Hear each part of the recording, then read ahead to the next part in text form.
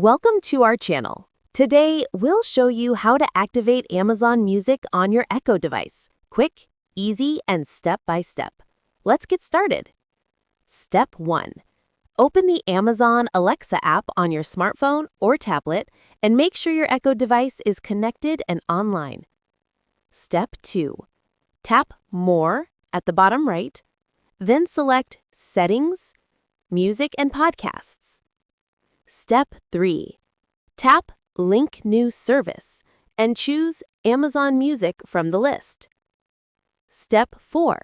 Sign in with your Amazon account if prompted and confirm the link.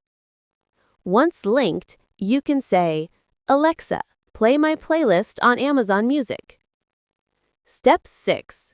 To make it your default music service, go to Default Services in the same menu and select Amazon Music for music playback.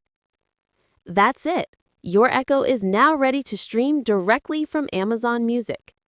If you found this video helpful, don't forget to like the video and subscribe to our channel for more quick tech tutorials.